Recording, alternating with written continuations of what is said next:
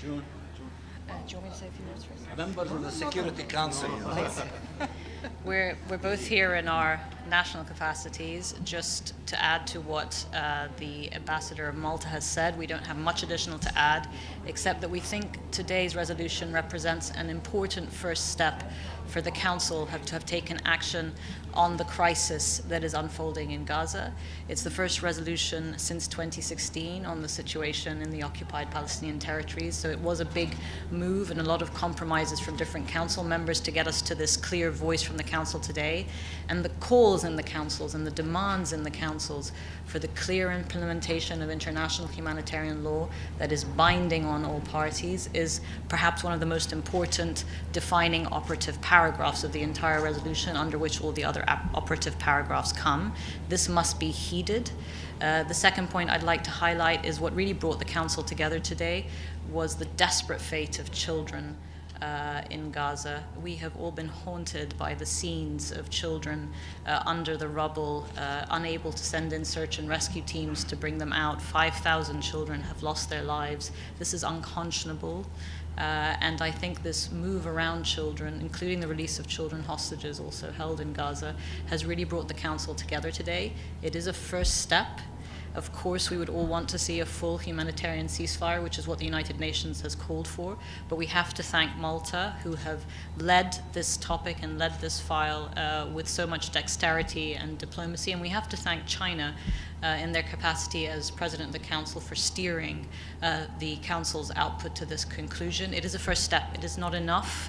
The destruction in Gaza is horrifying, and we are all condemning it on a daily basis. But we will build on this to subsequent Council action on this file in the coming days and weeks, and we hope for a better outcome for the people, the Palestinian people. And of course, ultimately, the two-state solution remains the only option on the table for a durable, lasting peace. Thank you.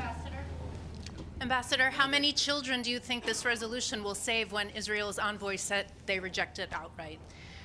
Israel may have rejected it. I haven't seen the statement myself, but a council. Yeah, but the Council resolution is binding on all parties, and operative paragraph 1 demands for its implementation. Please read that operative paragraph carefully. Also read operative paragraph 6 carefully, where we've asked the Secretary General to report to the Council on the implementation of the resolution and to bring ideas to the Council of what he would need and what his team would need for further monitoring and implementation on the ground. This is the Security Council's work. This is the toolkit that we have, and we have utilized it to the furthest possible extent today. And I think that's a first step. It won't bring back those lives. We all feel devastated by that. But it is difficult geopolitical times, and to bring the unity of the Council today to speak with one voice on this subject that has haunted all of us over the last month is, I think, a momentous resolution for the sake of children today. Good evening, everyone. On behalf of the Arab group and the Islamic group, I just want to also thank Malta for their hardest efforts that they did in order to put this together. Also thank our colleague, our Emirates, UAE, for their really hard work in order to pull this together. Definitely it isn't really up to what we want to see, but we see it as the beginning of the first step towards hopefully a sustained ceasefire. We know how challenging it was to reach this point. It has been late. We reached a point where we're almost now 12,000 civilians have lost their lives, 5,000 of them children. So it is time to speak up. The attacks that are continuing on civilians and hospitals, and most recently on the Shifa hospital, is not acceptable. Therefore, actions are needed. We thank China for their presidency and what they're doing in order to push this forward. We're not going to stop here. We see this as a continuation of the resolution that was adopted in the General Assembly, which we stated very clearly 3 main objectives. First was a ceasefire, then humanitarian aid to enter immediately, and stop any forced transfer or displacement of the people in Gaza. This is a small step that we see might be done through this resolution, but also in the same time, we're going to see how it's going to be implemented and we want to call for accountability for those who will not comply. And this is very important. We'll be following this, and we're looking forward also on Friday, where we're going to be holding a humanitarian briefing in the General Assembly that we have called as the Arab group and the Islamic group. And there we will see what the situation is. And we always have to focus on saving lives, and this is our ultimate goal in this stage. Thank you. I want to say a few words in English and then a few words in Arabic. In English, I want to first thank my brothers from the Arab group, in which we were unified from day one in pressuring the international community to accomplish 3 objectives. As my brother Tahir said, ceasefire, stop the killing, stop the aggression. Then massive humanitarian assistance to the Palestinian people, food, water, medicine, fuel, at scale as suggested by the Secretary General, to reach all corners of the Gaza Strip. And thirdly, to stop the crime against humanity of forced mass transfer. We do not want a second Nakba to happen. We want to live in our country, in our beloved Gaza Strip, and we want to rebuild it. I am grateful, as I said, to the unity of everyone in the Arab group that allowed us to keep inching forward towards these objectives. And also I'm grateful to the unity of the Organization of Islamic Cooperation, who are also with us, and we work together, whether in the General Assembly or in other components of the United Nations. This unity allowed us also to have a strong representation in the Security Council. My sister, you know, Her Excellency Lana Nusseibeh, the PR of the United Arab Emirates, she represented us well. She coordinated with us in every minute detail, and we complemented each other in order to accomplish the things that we've accomplished in the General Assembly, in the Security Council, and with the Secretary General of the United Nations. We are grateful to her and to her skills in also bringing along a friendly country, Malta, to introduce this resolution through a collaboration between the representative of the Arab countries, United Arab Emirates, and Malta, that allowed us to have this small, modest resolution. And of course, we are honored that during the presidency of China, a true friend to the Palestinian people and to their cause, that this resolution was adopted during their presidency. We are grateful to you and to many friends from all corners of the globe. The big test for us was in the General Assembly. We prevailed. We produced a humanitarian resolution, important one. We did not deviate from the objective of concentrating in a humanitarian way in putting an end to this crime that is unfolding before our eyes, engulfing the Palestinian people, the 2.3 million of them in the Gaza Strip and the millions in the West Bank, including East Jerusalem. And our hearts are torn apart when we look at the children being killed and injured or trying to dig them out from under the rubbles. 5,000 children to be killed in the Gaza Strip while the international community watching, while the Security Council is watching, is a stain in the forehead of the Security Council. They should have acted long time ago. That would allow for the saving all those children. But nevertheless, we want to save the remaining hundreds of thousands of children and civilians. We need to save their lives. That's why this resolution is a small step in the right direction. It did not produce ceasefire, but it's a step in that direction. We want ceasefire, permanent ceasefire, to take place. And we will keep knocking on the door of the Security Council. The crime committed yesterday and today in the Shifa hospital, something that we will not forget. And we will keep coming back to the Security Council, and we will go back to the General Assembly in the format of listening to representatives of humanitarian organizations of the United Nations to brief the international community about the situation in the occupied Palestinian territory, especially in the Gaza Strip. And we will decide on further steps as we move forward. We will not relent. We will not stop until we see the accomplishment of the resolution of the General Assembly and this small resolution in the Security Council in our way of putting an end to this crime against the Palestinian people and the barbaric attacks against our civilian population in the Gaza Strip. And then hopefully after that, a door will be opened for a meaningful political process. Let me just say a few things in Arabic.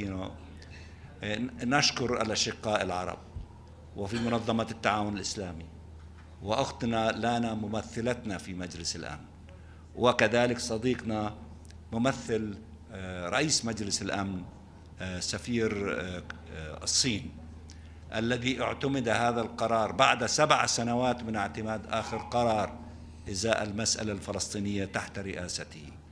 هذه خطوة متواضعة في الاتجاه الذي نريد أن نصل إليه، وهو وقف إطلاق نار كامل وشامل وإدخال مساعدات إنسانية بالمستوى الذي يحتاجه أهلنا في قطاع غزة من ماء وغذاء ودواء ووقود لتتمكن المستشفيات من القيام بواجباتها، ولتتمكن محطات تحلية المياه من توفير مياه صالحة للشرب لأهلنا، وكذلك من أجل أن تتمكن الحافلات والسيارات من توزيع المساعدات الإنسانية التي تدخل من جنوب غزة لتصل إلى كل مكان في قطاع غزة. هذه خطوة صغيرة في الاتجاه الصحيح بعد 40 يوما اتخذها مجلس الأمن، وعار على جبينه أنه لم يتدخل مبكرا، لكنا قد أنقذنا ربما الآلاف من حياة الأطفال والمدنيين. ولكن بالرغم من ذلك وبالرغم من الألم وبالرغم من العذاب الذي يتعرض له شعبنا في غزة، لن نحيد عن مسيرة إلزام الأمم المتحدة وكل مكوناتها في أن تقوم بواجباتها في وقف هذا العدوان وتوفير كل مقومات الحياة لأهلنا وتوقيف التهجير القسري لهم. وبعد ذلك سننطلق إلى آفاق سياسية توصلنا إلى إنهاء الاحتلال وإنجاز استقلال دولة فلسطين وعاصمتها القدس الشريف، وحل عادل للاجئين على قاعدة القانون الدولي وقرارات الأمم المتحدة ذات الصلة، خاصة قرار 194. ولن ننسى المجرمين الذين أعطوا الأوامر لإحداث هذه الكوارث أن نلاحقهم في المحاكم الدولية كي يلقوا العقاب الذي يستحقوه. فمثل هذه الجرائم الذي يذهب ضحيتها 5000 طفل وعدد كبير من المدنيين لن نسمح لها أن تمر مرور الكرام، ولكن ذلك سيأتي في الوقت المناسب بعد أن نضع حدا لهذا العدوان. وأنا أعتز وأفتخر أنني جزء من هذه المجموعة، ومجموعة أكبر مش موجودة معنا طبعا، وزميلنا من كوبا كذلك موجود معنا. كل هؤلاء الناس الذين عندهم ضمائر حية والذين يتقطعوا ألم وهم يروا ما يحل بالشعب الفلسطيني في قطاع غزة، ويقفوا معنا ويساندونا ويدعمونا ويدعموا الشعب الفلسطيني، ونراهم بالملايين كذلك في شوارع وعواصم الدول المختلفة. نحن نحييهم جميعا ونعمل معهم كل من موقعه للوصول إلى وقف هذا العدوان وتوفير كل مستلزمات الحياة لأهلنا. وشكرا على تواجدكم معنا، أنتم تغطونا دائما. I want to give my friend, now just a second, please. I will respond to your question. I should say I fully agree with what has been said by Ambassador Nusebe, Ambassador Mansour, and other colleagues. And simply to say that, first, the resolution adopted is really a meaningful step towards the final ceasefire and also the settlement of the conflict. And for that, I should really highly appreciate the strong solidarity and unity demonstrated by the Arabic countries and Muslim countries, and in particular the leading role played by Ambassador Mansour and Ambassador Nusebe, and also the great contributions made by other colleagues. I don't believe that without this solidarity, this unity, we can get what has happened to happen. And second, we have adopted a resolution, but we should not simply stop here. There are many things to be done. The most important thing is to get this resolution implemented fully, and so as to realize a complete and lasting ceasefire and peace. And for that, we need to continue to make our joint efforts. And as the rotating presidency of the Council, we will continue to make along that direction. And third, in the long-term run, the solution lies in the implementation of the two-state solution. We have mentioned that many times. And if we do not want to see the resurgence of such tragic situations, we need to give all the fundamental rights back to the Palestinians and to get the two-state solution realized, and also to let the Palestinians to decide their own future. That's really what I wish to emphasize. And thank you again.